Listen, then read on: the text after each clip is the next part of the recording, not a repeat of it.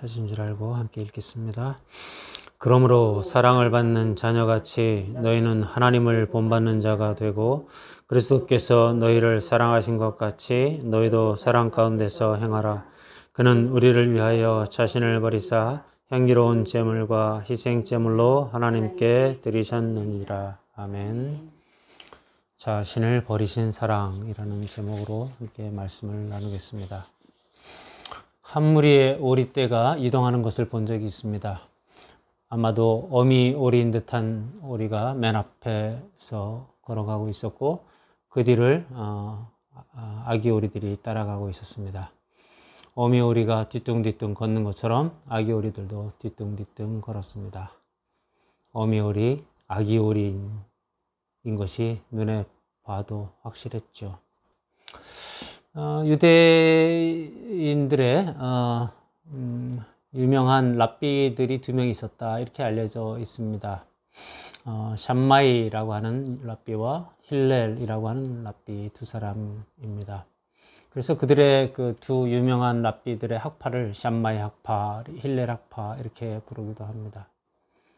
그 중에 힐렐은 아마 걸음걸이가 독특했던 모양이죠. 그래서 유대 사람들은 길에서 그 랍비의 제자들 중에서 걸음걸이만 봐도 저 사람은 힐렐의 제자다. 이렇게 오리가 뒤뚱거리듯이 그렇게 걸었다고 합니다. 우스운 이야기죠. 그 스승의 그 제자들, 심지어 걸음걸이마저도 닮아가는 제자들, 그런 이야기가 전승되고 있습니다. 우리는 모두 예수님의 제자입니다. 아멘이십니까? 그렇다면 우리는 자연스럽게 예수님을 닮아가야 할 줄로 믿습니다. 힐렐의 제자들이 힐렐의 걸음걸이마저 닮았듯이 우리들의 일거수일투족은 예수님을 닮아가야 할 줄로 믿습니다. 지금 우리들의 모습이 어떤지 돌아보고 과연 우리는 정말 예수님을 제대로 닮아가고 있는지 오늘 본문을 통해서 하나님 우리에게 주시는 음성을 듣는 그런 시간 되기를 소망합니다. 오늘 본문 1절은 그렇게 시작하죠. 그러므로 사랑을 받는 자녀들같이 하나님을 본받는 자가 되고, 그러므로라는 접속사는 그 앞쪽에 있는 모든 이야기들을 담고 있죠. 성령을 근심케 하지 말라, 악독을 버리라, 쓴뿌리를 버리라, 친절하게 하고 불쌍히 여기고 용서하라, 이런 말들을 받아서 그러므로 그 모든 것들을 아우르기 위해서 제일 먼저 첫 번째로 너희는 사랑을 받는 자녀같이 하나님을 본받는 자가 되라. 이 큰 선언문 같은 선언으로 시작을 합니다. 근데 이제 여기서 질문해야 됩니다. 하나님을 본받는다. 하나님을 어떻게 본받죠? 하나님의 전지전능을 본받을 수 있습니까? 하나님의 무소부재하심을 본받을 수 있습니까? 하나님의 그 창조주의 능력을 우리가 본받을 수 있습니까? 그건 불가능합니다. 하나님의 창조주의 속성, 그것은 이제 신학자들은 비공유적 속성이다 이렇게 표현하죠. 그런 것들은 우리가 본받을 수 없습니다. 그러나 분명한 것은 우리는 하나님의 모습대로 하나님의 형상대로 창조함을 받았다. 창세기 1장 26절에서 그렇게 말하죠. 우리의 모양을 따라 우리의 형상대로 우리가 사람을 만들고 라고 이제 성경은 기록합니다. 그래서 우리의 모양대로 우리의 형상대로라는 말은 모양을 따라는 our likeness 이런 표현을 쓰고요. 형상대로는 our image 이렇게 표현을 씁니다. 그래서 our image는 약간 외적인 모습, our likeness는 약간 내적인 모습 이렇게 보여집니다. 우리는 본시 하나님의 형상대로 하나님의 모습대로 만들어진 사람입니다. 그러니 하나님을 본받을 이유가 없어요. 이미 하나님의 비공유적 속성은 우리가 본받을 수도 없는 것이고 나머지는 이제 공유적 속성이라고 하는데 하나님의 모양대로 하나님의 형상대로 지음을 받은 것은 이미 완전했어요. 그래서 하나님 보시기에 좋았더라 말씀하셨던 거예요. 그런데 무슨 일이 발생했습니까? 에덴의 불순종. 죄가 우리를 틈탔고 사단의 꼬임에 우리가 넘어갔고 그 거짓에 넘어감으로 우리는 하나님의 형상에서 벗어났고 하나님의 모습에서 벗어났습니다. 그래서 그 내면적인 모양도 흐트러졌고 외형적인 형상도 흐트러졌습니다. 하나님의 그 내면적인 모습, likeness는 어떤 겁니까? 울고 웃고 노하고 슬퍼하시고 분노하시는 하나님의 그 인격성을 우리는 닮았다는 것이죠. 그러다 보니 하나님의 울고 웃고 분노하시고 뭐 즐거워하시는 이 모습은 하나님의 사랑에서 나타나고 하나님의 공의에서 나타납니다. 하나님 사랑하시기 때문에 즐거워하시고 기뻐하시고 하나님의 공의를 벗어난 자들에게서 분노하시고 화내시고 이러시는 거죠. 그리고 또 하나님이 세상을 만드실 때에 하나님이 만드신 그 창조 질서가 세 가지가 있지 않습니까? 무질서를 질서로, 어둠을 빛으로, 결핍을 충만으로, 공허함을 충만으로, 이렇게 세 가지가 하나님이 만드신 그 속성, 하나님의 속성을 드러내는 사건들 아닙니까? 그리고 하나님은 죄를 싫어하시고 거룩을 요청하시는 분이시지 않습니까? 이런 것들이 하나님의 속성입니다. 공유하는 속성입니다. 이런 것들이 하나님의 likeness, 인격적인 속성들입니다. 그것들을 닮아가라, 본받으라 하는 말입니다. 그것들을 회복하라 하시는 말씀이 오늘의 대선언문입니다. 에덴의 불순종이 이 질서를 무질서로 깨뜨렸습니다. 이 충만을 다시 공허함과 결핍으로 우리를 몰아갔습니다. 이 빛됨이 어둠으로 칙칙하게 만들어버렸습니다. 이 거룩이 죄로 얼룩지게 되었습니다. 이 사랑이 미움과 시기와 질투로 변질되게 했습니다. 이 공의가 도대체 의가 무엇인지 혼란케 만들어버렸습니다. 이제 돌아오라 합니다. 이 죄의 결과, 이 불순종의 결과로 사람들은 감정도, 이성도, 욕구도 다 흔들려져 있습니다. 그것을 마태복음 11장 26절은 이렇게 표현합니다. 너희를 향하여 피리를 불어도 너희가 춤추지 않고 너희를 향하여 우리가 슬피 울어도 너희가 가슴을 치지 아니하는도다. 인간들이 오염됐습니다. 감정도, 욕구도, 생각도 다 오염됐습니다. 최근에 만난 어떤 분들이 참 세상이 혼미하다 이렇게 말합니다. 그렇습니다. 거짓이 난무합니다. 그래서 우리가 진리 안에 똑바로 서 있지 않으면, 진리로 돌아가지 않으면 이 혼미함 속에서 우리는 길을 잃고 헤매게 될 것입니다. 그래서 하나님은 너희가 나를 본받는 자가 되라, 돌아오라, 이 오염과 이 왜곡에서 다시 내게로 돌아오라 이렇게 말씀하고 계시는 겁니다. 그런데 이 본받는 자 앞에 놀라운 전제가 있습니다. 사랑을 받는 자녀같이라는 표현입니다. 그냥 직관적으로 보면 어려운 말이 아닙니다. 사랑받는 자녀처럼 나를 본받으라. 근데 여러분, 사랑을 받는 자녀처럼 본받는다는 게 무슨 뜻이에요? 이게 문법적으로 어울리는 문장입니까? 잘 이해하기 어렵습니다. 그래서 제가 이거를 반대로 한번 문장을 만들어 봤어요. 미움을 받는 자녀같이 나를 본받으라. 말이 됩니까? 매맞는 자녀처럼 나를 본받는 자가 되라. 억압과 핍박을 받는 자녀처럼 나를 본받는 자가 되라. 이게 말이 안 되지 않습니까? 그런 것처럼 오히려 반대로 사랑을 받는 자녀처럼 나를 본받는 자가 되라. 그 말인 것이죠. 미움을 받는 자가 아버지를 어떻게 본받을 수 있겠습니까? 매를 맞는 자녀가 어떻게 아버지를 본받을 수 있겠습니까? 어떻게 억압과 핍박을 받는 자가 아버지를 어떻게 본받을 생각조차 하겠습니까? 그렇기 때문에 사랑을 받는 자녀로서 나를 본받는 자가 되라, 이런 의미입니다. 그런데 여기에 또 하나 우리가 생각해야 될 것들이 있습니다. 사랑을 받는다는 얘기를 했는데 도대체 어떤 사랑을 받습니까? 그 아버지로부터 어떤 사랑을 받았습니까? 이게 이제 오늘 2절로 넘어가면서 자연스럽게 연결되고 다시 설명되어질 것입니다. 그러나 어떻든 하나님을 본받는 것의 전제는 내가 사랑을 받는 자녀로 내가 확신하며 내가 사랑을 받는 자녀요, 저분이 나를 사랑하시는 분이라는 그 관계 속에서 내가 그분을 본받는 것이다 라고 오늘 본문은 선언하는 것입니다.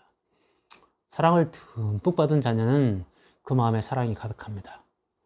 사랑으로 가득한 자녀는 사랑을 흘려보내고 사랑을 나타내게 됩니다. 하나님의 사랑을 듬뿍 받은 자녀는 그 아버지를 사랑하고 존경하고 따르게 되어 있습니다. 그것이 자연스러운 일이죠. 사랑이 무엇인지를 모른다면 우리는 사랑할 수가 없습니다. 그 사랑을 받은 적이 없으면 우리는 사랑을 본받는다는 것 자체가 불가능합니다. 그래서 2절로 넘어가면서 자연스럽게 그 하나님의 사랑이 무엇인지를 설명하는 하나님 그리스도의 사랑에 대한 설명을 2절에서 합니다. 그래서 2절은 이렇게 표현합니다. 너희는 그 사랑 안에서 행하라. 그는 너희를 위하여 자기를 버리셨다. 이렇게 표현합니다. 그래서 오늘 오늘 설교의 제목이 자기를 버리신 사랑이라고 표현했습니다. 저는 이 자기를 버리신 사랑이라는 말에 굉장히 이렇게 가슴에 훅 꽂히는 그런 마음이 있었습니다. 자기를 버리신 사랑. 나를 본받으라 말하면서 나를 본받으라는 것의 첫 번째로 제시한 이 예수님의 사랑, 그리스도의 사랑, 자기를 버리신 사랑을 언급하신 것은 저는 엄청난 의미가 있다고 생각합니다. 왜냐하면 하나님은 사랑이시기 때문에. 이 사랑을 모르면 하나님을 알지 못한다고 성경은 말했습니다. 그러니까 이 사랑을 아는 것이 우리는 너무나 중요합니다. 근데 이 자기를 버리신 사랑이 가슴에 꽂혔습니다만 이게 구체적이어야 하고 이 자기를 버리신 사랑이 어떤지를 우리는 머리로만 알 것이 아니라 가슴으로도 알아야 하고 손과 발로도 경험되어야 할 사랑이라고 느껴집니다. 그런데 이 자기를 버리신 사랑이라는 단어가 머릿속에 훅 꽂혔습니다만 가슴에서 절절하게 다가오지 않는 이상한 감정이, 제 안에 있는 감정이 이상하다라는 생각이 들었습니다. 자기를 버리신, 자기를 주신 파라디도미. 이 말씀을 묵상하며 제 안에 냉랭함이 언뜻 느껴졌습니다. 벅찬 감격이 있어야 당연할 것이다라고 느끼는데 이 냉랭함이 있는 것에 제가 스스로 당황합니다. 당혹합니다. 40여 년 전에 제가 기도하는 기도의 골방에서 성령 체험을 할 때 이 사랑이 저한테 훅 들어왔습니다. 그래서 그날 저는 진짜 눈물 콧물 쏟으며 이 하나님의 사랑에 감격했습니다. 그런 날이 분명히 저에게 있었습니다. 그날 모든 미움이 사라졌습니다. 그리고 제 안에 사랑이 가득했었습니다. 그때 이 십자가에서 달리신 예수님이 저에게 절절히 느껴졌고 이 복음이 저의 것이었고 예수님이 나를 위해 죽으셨다는 사실을 믿었습니다. 그 복음은 여전히 잘 알고 있습니다. 그 구원은 십자가 대속을 통해서 이루어진다는 사실에 대해서 저는 지금도 확실히 고백합니다.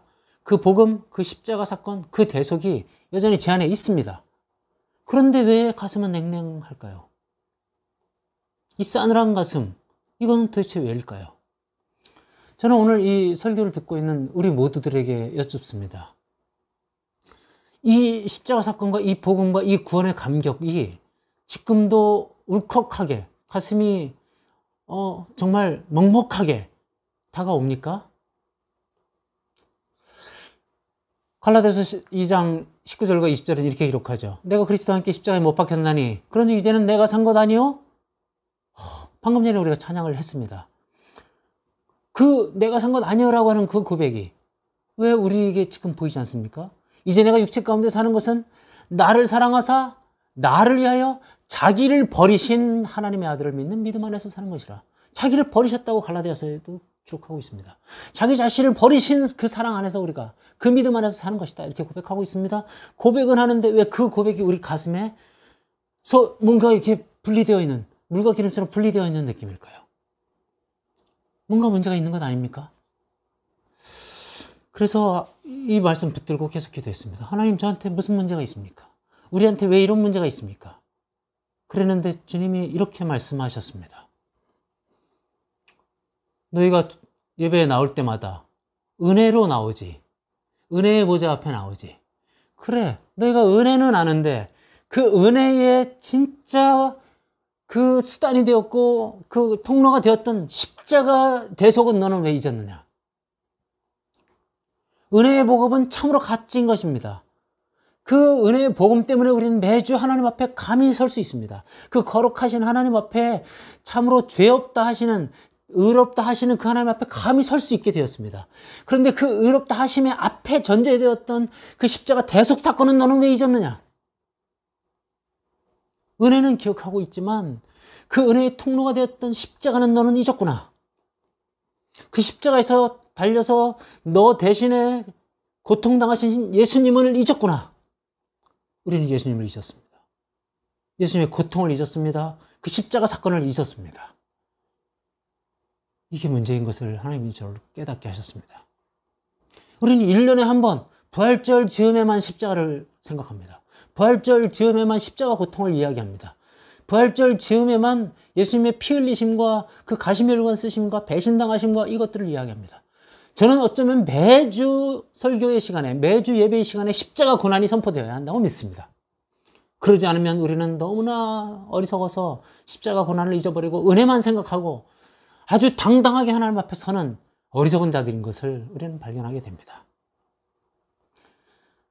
또 십자가 고난을 기억할 때조차도 우리 머릿속에서 잘못된 이미지가 있어요. 예수님이 십자가에 달리신 것이 그냥 신이시기 때문에 쉽게 달리신 것, 고통도 느끼시지 않은 것처럼 착각하고 우리는 예수님의 십자가를 바라봐요. 그렇지 않습니다. 주님의 처절한 그 고통은, 그 처절한 영적 전쟁은 마태복음과 누가복음, 요한복음 곳곳에서 이렇게 표현합니다. 여러분, 마태복음에서 그리고 마가복음에서 예수님이 그 겟세마네 동산에서 기도할 때에 3번이나 똑같은 기도를 하신 것을 마태도 기록하고 마가도 기록합니다. 기도할 때 너희는 중언부언하지 말라, 똑같은 기도 계속하지 말라, 이렇게 말씀하신 예수님이 하나님께 똑같이 간절히 간구했다, 엎드려 기도했다, 얼굴을 땅에 대고 기도했다, 이렇게 기록합니다. 그것을 마태와 마가는 정확하게 3번 했다고 기록합니다. 왜 예수님은 3번이나 똑같은 기도를 하나님께 하셨을까요? 얼마나 고통스러웠으면 그랬을까요? 누가는 참으로 의사다운 표현으로 이 예수님의 고통스러운 기도를 이렇게 표현합니다. 그의 땀방울이 핏방울 같이 되었다. 누가의 관찰입니다. 땀방울이 피가 떨어지는 것처럼 보였다. 얼마나 하나님께 간절히 기도했으면 땀방울이 핏방울처럼 되었을까요? 이들의 기록은 예수님이 처절한 기도를 드렸다, 처절한 영적 전쟁을 했다, 그 고통, 그 느낌, 죽음을 앞에 둔 그분의 두려움은 인간의 고통과 똑같았다, 이렇게 표현하고 있는 것이죠. 십자가를 앞에 두고 얼마나 힘들었다라는 것을 말씀하시는 거예요. 그분의 고통은 가상의 고통, 영화 같은 고통, 그냥 그런 그 그림에서 나오는 만화 같은 고통이 아니었습니다. 우리와 똑같은 고통이었습니다. 쉽게 넘길 고통이 아닙니다. 인간으로서 당해야 할 수 있는 모든 고통을 인간과 똑같이 당한 고통이었음을 우리는 잊어서는 안 됩니다. 매주일 예배에 나올 때마다, 은혜의 자리에 나올 때마다, 우리는 그 하나님의 음성을 들을 때마다 이 하나님 앞에 설 수 있는 은혜에는 반드시 그 십자가가 있다는 것을 반드시 기억하고 기억해야 합니다. 예수님의 십자가 고통을 기억하고 기억해야 합니다. 만약에 그 십자가를 잊게 될 때, 그 십자가 고난과 고통이 심해질 때 우리는 그 사랑의 어떠함, 그 자기를 버리신 사랑의 어떠함을 잊어버리게 될 것입니다.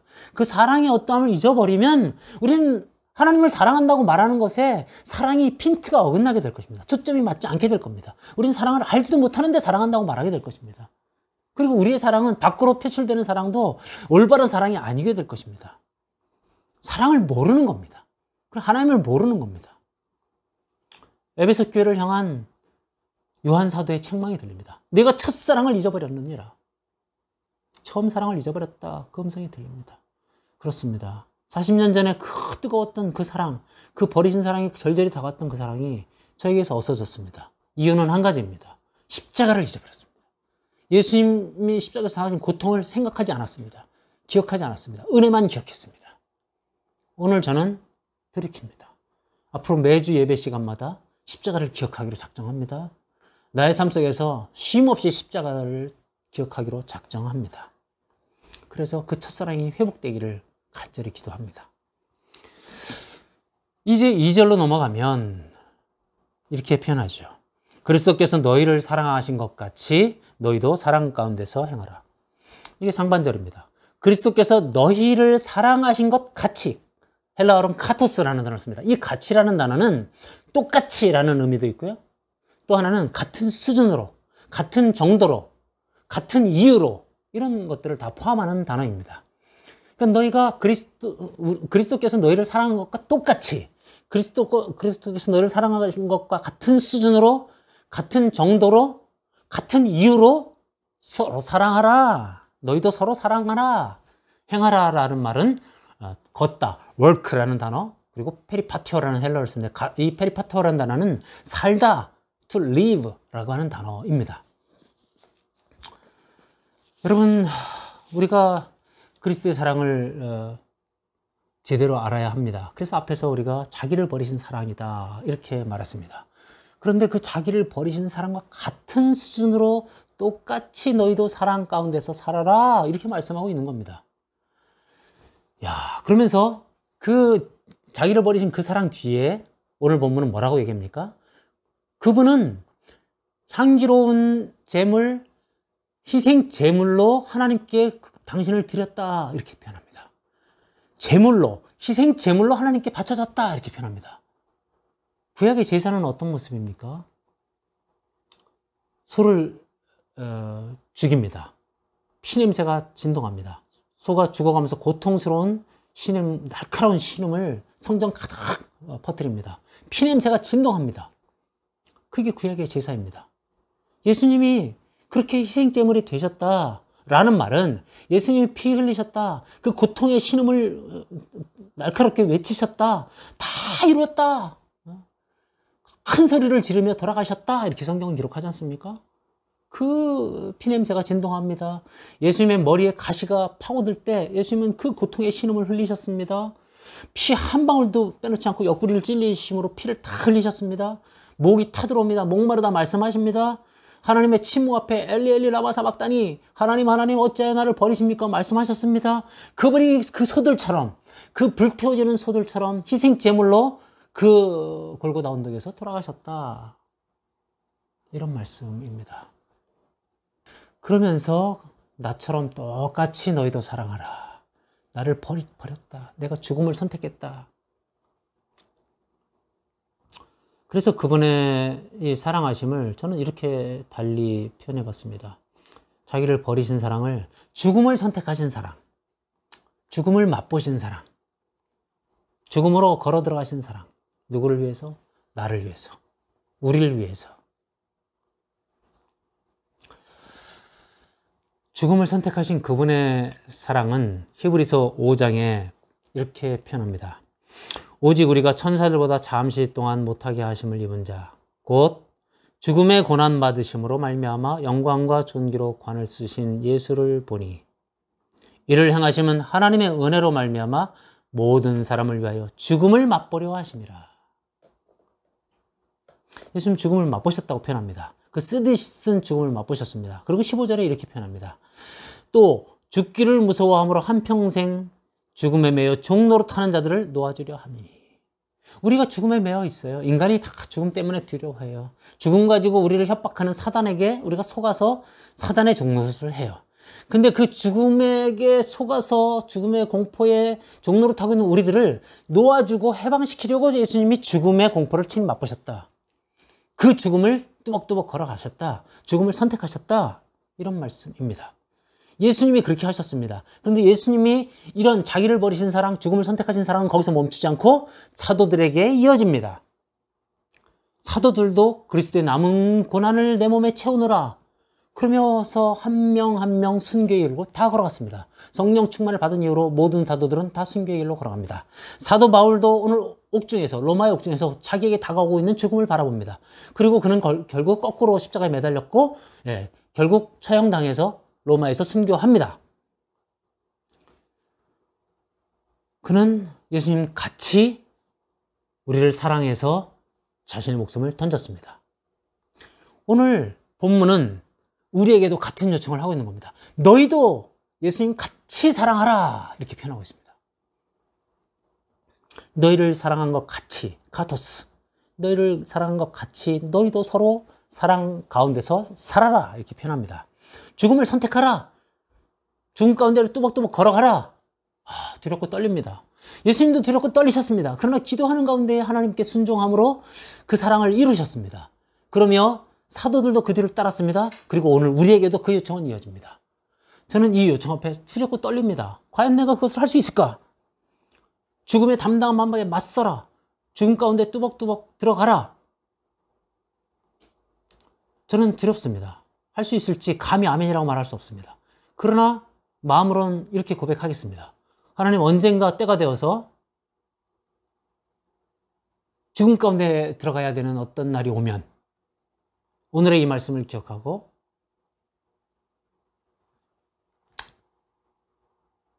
죽음을 선택하고 예수님을 따라서 담대히 죽음 가운데로 가기를 고백합니다. 그렇게 살아라. 예수님이 그렇게 말씀하십니다. 주님의 음성이 그렇게 들립니다. 그 사랑 가운데서 행하라. 페리파테오. 그 길을 걸으라. 그렇게 살아라. 그 안에서 살아가라. 이 말씀, 페리파테오라는 말씀은 그렇게 살아라 그렇게 말하지만 그 규칙 안에서, 그 원칙 안에서, 그 법칙 안에서 살아라 이렇게 표현되어 있습니다. 그러니 그 사랑이라고 하는 법칙, 예수님이 자기를 버리시고 죽음을 선택하시고 죽음 가운데로 걸어 들어가신 그 법칙과 그 레귤레이션, 그 속에서 살아라 이렇게 말하고 있는 겁니다. 다른 사람들의 삶의 법칙 따라가지 말아라. 세상 사람들의 삶의 법칙 따라가지 말아라. 내가 말한 이 법칙대로 살아라 이렇게 말하는 겁니다. 그것은 무엇입니까? 세상 사람들은 이기적입니다. 자기를 위해서 삽니다. 남을 배려할 생각이 별로 없습니다. 그러나 철저히 예수님은 자신의 유익, 자신의 삶의 편안함, 그것들을 추구하지 않고 타인의 유익을 위해서 자신의 목숨까지 버리시고 주시는 그런 선택을 하셨습니다. 그 법칙 안에서 살아라 이렇게 말합니다. 자기를 버리는 사랑의 모습으로 살아라. 너를 버리는 모습의 그런 사랑으로 살아라. 돌아봅니다. 우리들의 모습은 약간씩은 우리를 희생하기도 했었습니다. 우리는 조금 양보도 했었습니다. 우리는 조금 손해도 봤습니다. 예수님을 따른다는 이유만으로. 또 참기도 했습니다. 때로는 이게 내 십자가지 그러면서 십자가를 지는 흉내도 냈습니다. 그러나 우리는 여전히 온전치 않습니다. 우리의 희생도, 우리의 양보도, 우리의 참음도, 우리가 십자가를 진다고 말하는 것도 그저 흉내를 내는, 아주 작은 흉내를 내는 수준에 머물러 있었음을 고백합니다. 자기의 생명을 버리시고 목숨을 버리기까지 우리를 따라오라고 말씀하시는 그 예수님의 요청이 버겁습니다. 완전할 수 있을까 의문도 됩니다. 어쩌면 우리의 삶이 마감하는 그날까지 완성되지 않을 수도 있겠습니다. 그러나 내 힘으로 되지 않음을 오늘 고백하며 성령님께서 우리를 인도해 가시기를 기도합니다. 성경 본문은 확실하게 명령합니다. 그 사랑 가운데서 살아라. 그 사랑 가운데서 행하라. 주님의 준엄한 음성이 들립니다. 포기하겠습니까? 포기하지 않고 그 길을 뚜벅뚜벅 따라가기를 소망합니다. 말씀을 맺으려 합니다. 조금은 분위기를 바꿔보죠. 혹시 누군가를 정말 사랑했던 젊은 시절에 누군가를 깊이 사랑했던 경험이 있습니까? 그러면 그 사랑했던 사람이 떠올라서 밤에도 낮에도 눈을 떠도 눈을 감아도 그 사람이 아른아른하지 않았습니까? 만나고 금방 헤어졌는데 또 만나고 싶고 헤어지기 싫어서 밤늦도록 서로의 집 앞에서 쩔쩔맸던 그런 시간들이 있지 않습니까? 그 사람을 기쁘게 하기 위해서, 그 사랑하는 사람을 기쁘게 위해서 뭘 해줄까? 어떻게 내가 그를 기쁘게 할까? 고민하고 정말 주머니를 털어서 있는 돈 없는 돈 선물을 주고 그 선물을 받았을 때 또 얼마나 그 선물이 소중해서 그거를 정말 소중하게 간직하고 매일 품에 안고 끌어안고 소중하게 어딘가 잘 보관하고 또 들여다보고 또 들여다보고 했던 그런 경험들이 있지 않습니까? 그것처럼 우리가 예수님을 정말 소중하게 생각한다면 우리는 예수님의 그 고난, 예수님의 십자가, 예수님이 우리 자기를 버리신 그 십자가의 사랑을 정말 수없이 꺼내보고 또 꺼내보고 그걸 생각할 때마다 가슴 떨리고 가슴이 벅차고 먹먹하고 그래야 되는 것이 정상입니다. 그런데 우리는 예수님의 사랑을 소중하게 여기지 않았습니다. 예수님의 사랑을 생각지도 않았습니다. 예수님의 십자가 고난을 아주 대수롭지 않게 여겼습니다. 저 한편에 제껴놓고 기억 속 깊은 곳에 깔아앉혀 두었습니다. 그래서 우리는 지금 그 사랑을 너무 많이 상실했고 너무 많이 잊었습니다. 그래서 예배 가운데 우리들의 삶 가운데에 그 버리신 사랑이 감격으로 다가오지 않습니다. 그 목숨 버린 사랑이 우리 가운데에 절절하지 않습니다. 오늘 이 시간에 그 십자가 사랑을 다시 꺼집어냈으면 좋겠습니다. 다시 기억해냈으면 좋겠습니다. 머리로 알 뿐만 아니라 가슴으로 느꼈으면 좋겠습니다. 손과 발로 다시 한번 만졌으면 좋겠습니다. 예수님의 그 피 흘리신 손과 발, 못 박히신 손과 발을 만졌으면 좋겠습니다. 그래서 그 버리신 사랑을 다시 절절히 깨닫는 우리였으면 좋겠습니다. 하나님이 말씀하십니다. 너희는 나를 본받는 자 되라. 사랑받는 자녀처럼 나를 본받는 자 되라. 그 그리스도의 자기를 버리신 사랑, 그 사랑을 내가 너에게 주었다. 그 사랑을 받는 자녀처럼 나를 따라오라. 그 사랑을 따라오라. 말씀하시는 주님의 음성, 그 하나님의 음성 앞에 무릎 꿇고 결단하는 열방하나교회 성도들, 그리고 우리 모두가 되기를 간절히 축원합니다. 함께 오늘 주어진 말씀들을 놓고 기도하겠습니다. 기도 제목은 우리가 그 십자가 사랑을 다시 한번 절절하게 기억하게 해주소서. 우리가 은혜의 부자 앞에 나갈 때에 십자가를 빼놓고 나가지 않게 해주십시오. 그 십자가에서 우리를 버리신 예수님의 사랑이 다시 한번 우리 안에서 절절히 살아나게 해주십시오. 내 첫사랑을 다시 한번 회복하게 해주십시오. 그 사랑을 따라가게 해주십시오. 그 사랑의 하나님을 본받게 해주십시오. 그렇게 함께 기도하겠습니다.